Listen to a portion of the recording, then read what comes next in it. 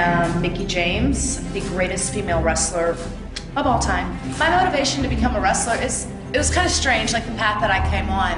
I've been wrestling 12 years now, but it was a bond that my father and I had. The first time I stepped into a wrestling ring, I knew that this was for me, and it was something that I was very serious about. I definitely have to give it to my dad, because without him, I probably wouldn't have been so strongly in love with the wrestling business as I was. I was at TNA when it first started, and I was on the first ever TNA pay-per-view.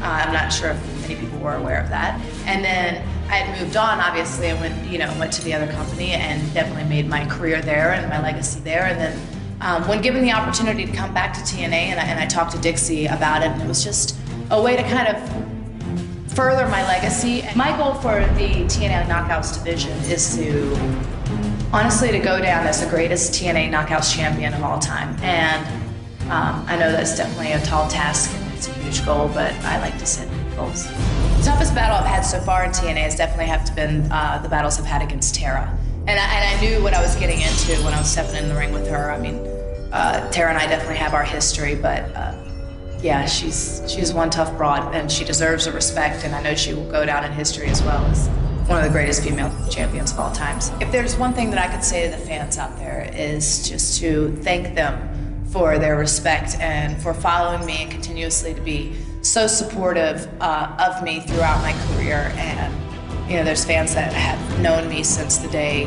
I first stepped in the ring as Alexis Lurie, and now have seen me grow into who I am, and they've followed me and stuck by my side the whole time. And I can't tell you how incredibly grateful I am for them. Hardcore country!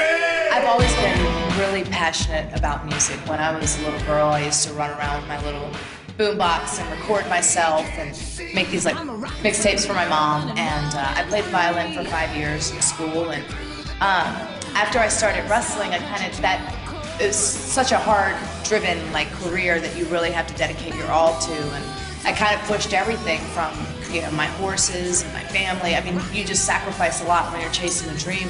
And I started writing a lot of music, just writing to melodies in my head or even to melodies of other songs. I was writing songs, and finally I go, this is something that I've always wanted to do. And so I went to Nashville and I met with some different people, and I was like, I don't care if this record goes nowhere. I just want to cut these songs that I've written just to say that I did it. So that's how the whole journey kind of began. And now we have the first album out, and we're getting ready to start going in the studio, and we're going to work on the second album. I just hope that I'm remembered in people's hearts as someone who was genuinely talented and loved what she did and lit a fire underneath them every time she walked out to the ring.